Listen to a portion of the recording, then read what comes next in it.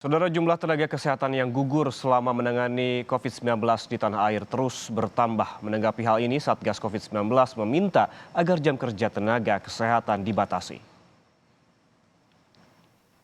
Juru bicara Satgas COVID-19 Wiku Adhisa Smito menyatakan pemerintah terus mendorong rumah sakit dan fasilitas kesehatan lainnya untuk memberikan alat pelindung diri yang berkualitas bagi semua tenaga kesehatan. Selain itu, pihaknya juga meminta agar jam kerja tenaga kesehatan dibatasi.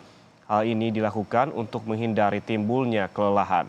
Sebelumnya, pada 30 Agustus lalu, Ikatan Dokter Indonesia atau IDI melaporkan 100 dokter meninggal dunia selama melawan pandemi virus corona.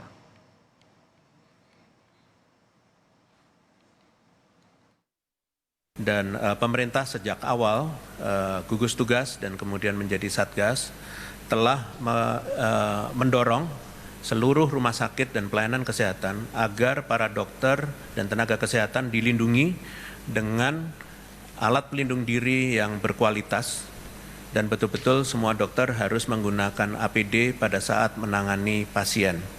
Demikian juga jumlah rasio dokter dan pasien yang ditangani di rumah sakit juga harus dikendalikan dengan cara waktu jam kerja juga dibatasi agar tidak timbul kelelahan pada tenaga kesehatan. Lagi, kabar duka menyelimuti tenaga medis di tanah air.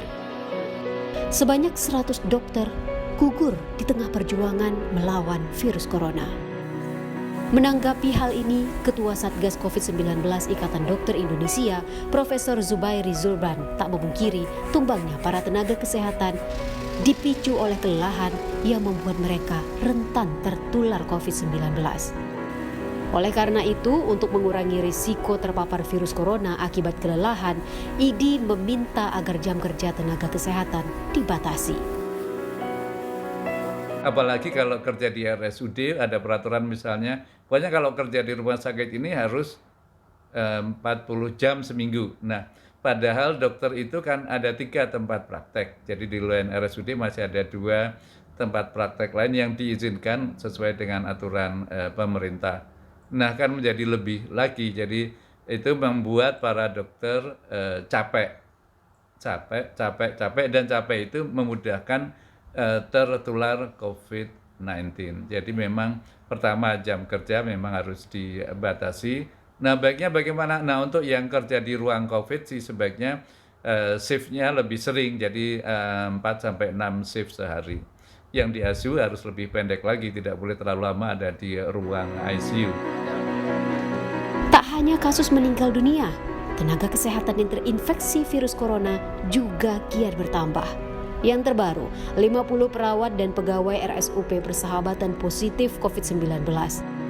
Perawat dan pegawai yang positif COVID-19 dengan kategori sedang dan ringan dirawat di Wisma Atlet dan isolasi mandiri di rumah.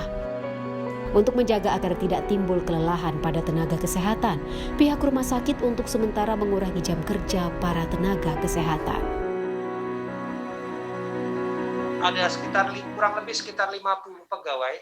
Kita coba untuk lakukan tracing pegawainya untuk tes swab-nya.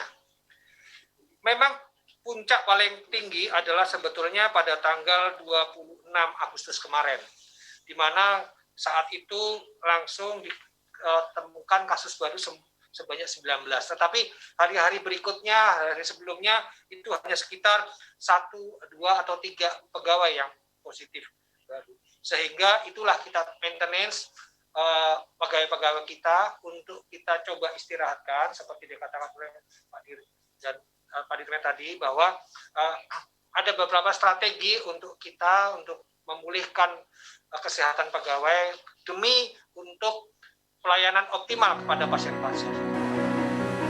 Berada di garda terdepan dalam melawan pandemi COVID-19, tenaga kesehatan memang berisiko tinggi tertular virus yang pertama kali ditemukan di Wuhan, Tiongkok itu. Menerapkan protokol kesehatan secara disiplin bisa menjadi cara bagi kita untuk mengurangi beban mereka dalam memerangi virus corona. Tim Liputan Kompas TV.